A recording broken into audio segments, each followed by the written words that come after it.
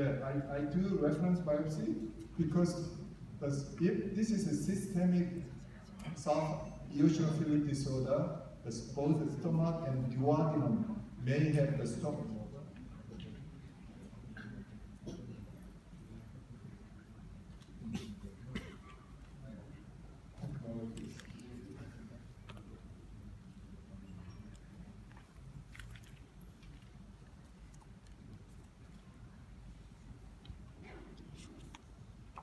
I do reference biopsy because the stomach and duodenum may have eosinophilia as well.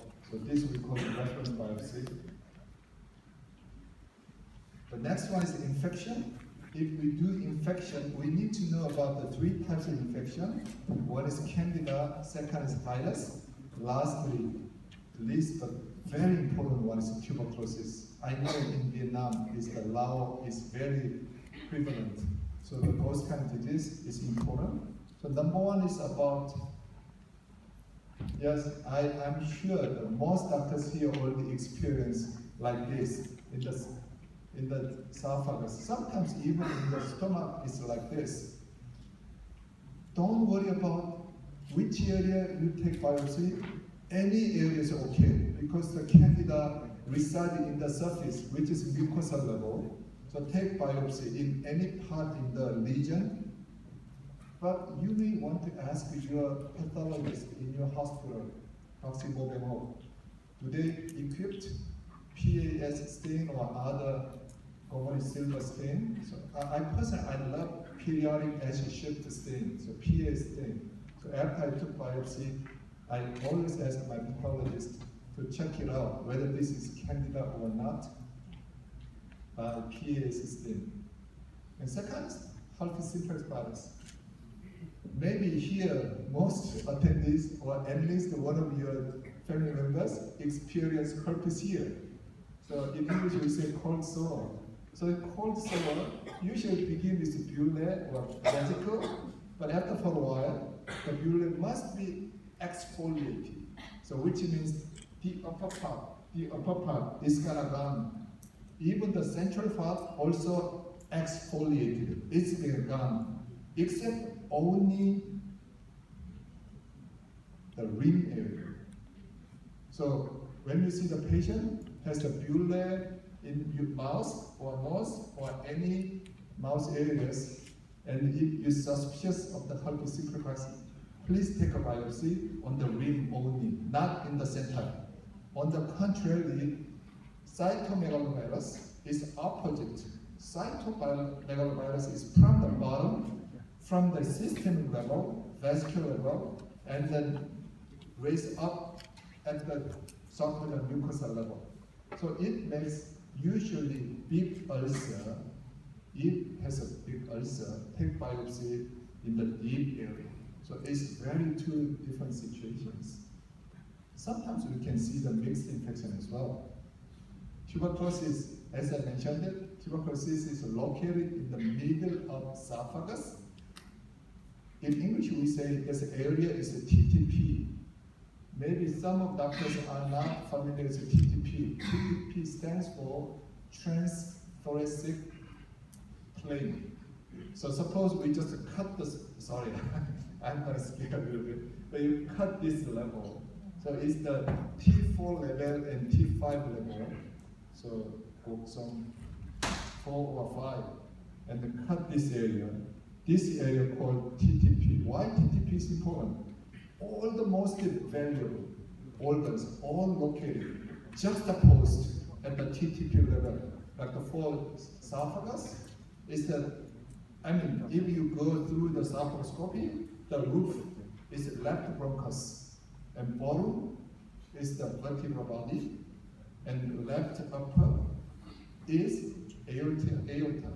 So that area is the descending aorta. So when the descending aorta meet the esophagus, that's the lymph node, our most affluent area.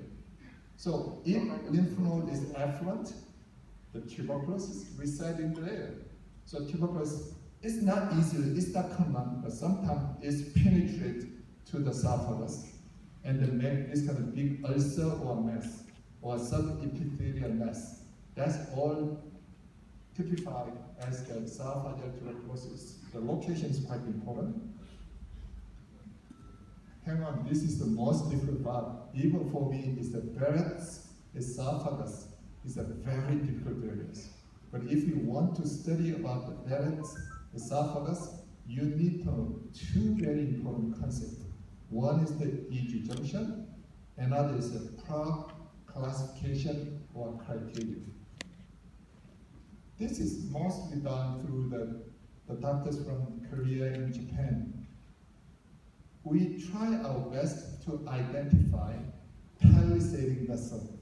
So esophagus is between the upper part and lower part. Lower part has the big perpendicular vascular pattern. We say palisading vessel or palisading vessel. So where the palisading vessel ends, where the esophagus finishes. So you may see, I'm sorry.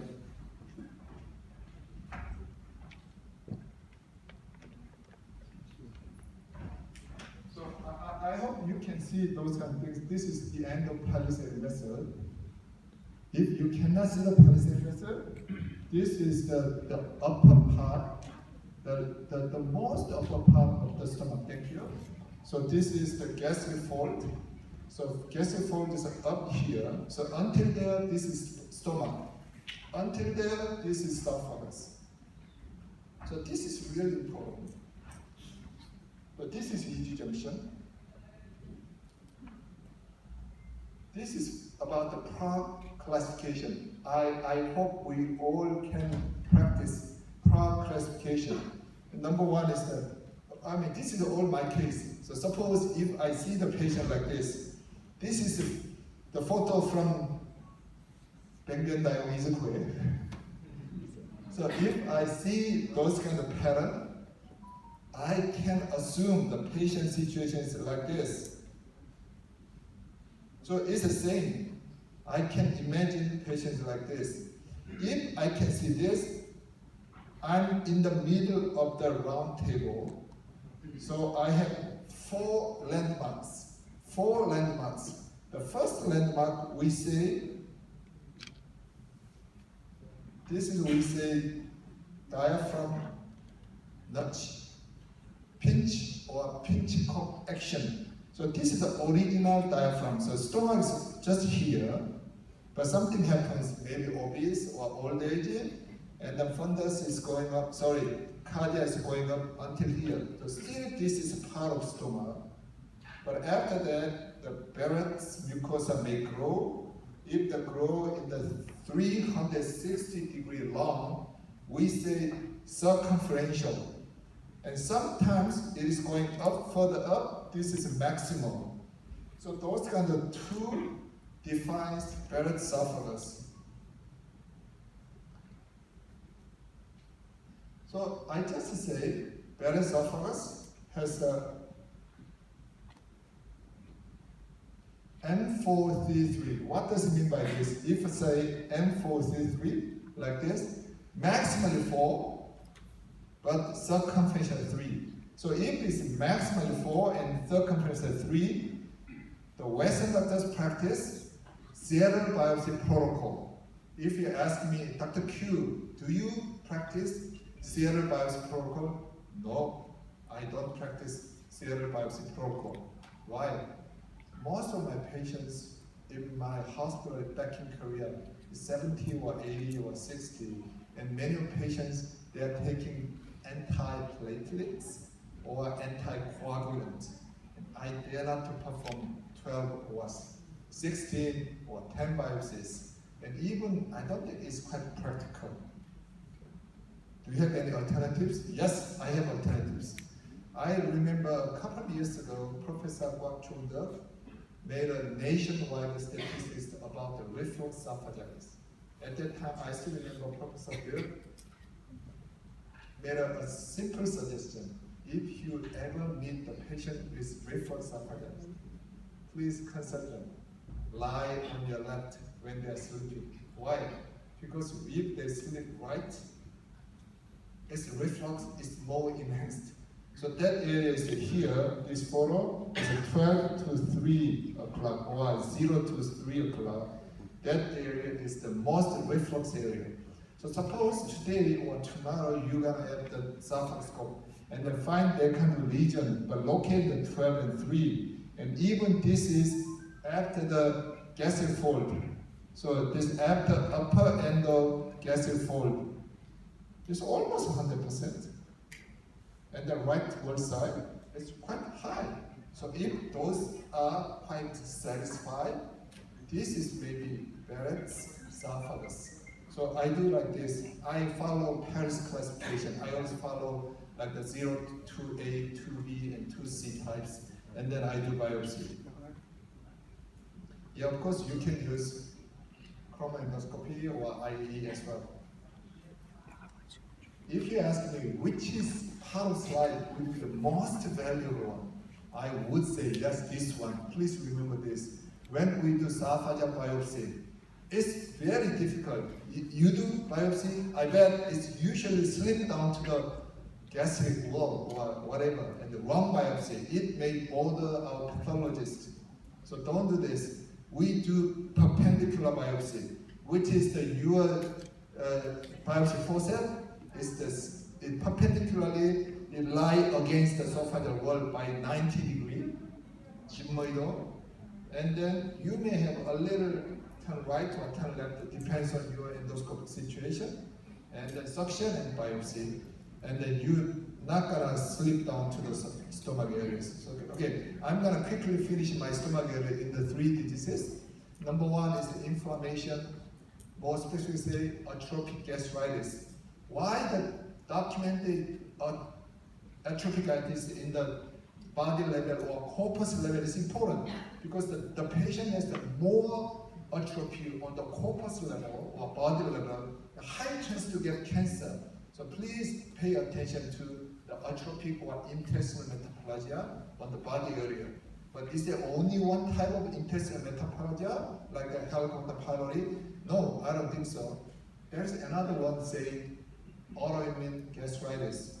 In Vietnam, I truly believe we have a lot of Hashimoto thyroiditis patients. And the autoimmune gastritis is, we say, polyglandular autoimmune diseases. So many patients, autoimmune gastritis, they got prior to this autoimmune gastritis, already got Hashimoto gastritis. So if your patient got a Hashimoto gastritis, and then your endoscopy find something atrophy on the body, please be suspicious about autoimmune gastritis. But how can we know? That's we call Olga biopsy style. Olga biopsies have 5 biopsies, a little difficult, but we do 2 biopsies in the antrum, 2 biopsies in the body, and 1 biopsy at the angle. So 5 biopsy, and we can see which one has more atrophic patterns. If the body has more atrophic pattern, then the antrum, yes, there's a high chance for atrophic gastritis, autoimmune gastritis.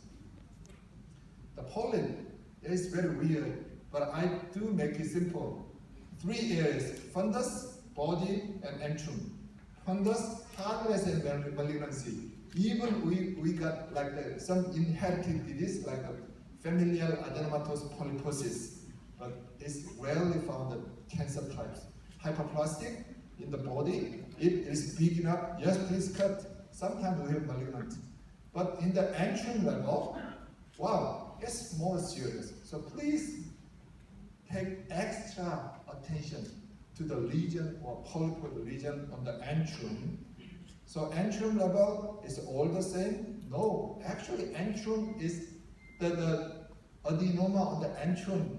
We haven't unified the east and west, still in the midst of war. We're struggling because year 2019, WHO defined the adenoma as just say intraepithelial neoplasia.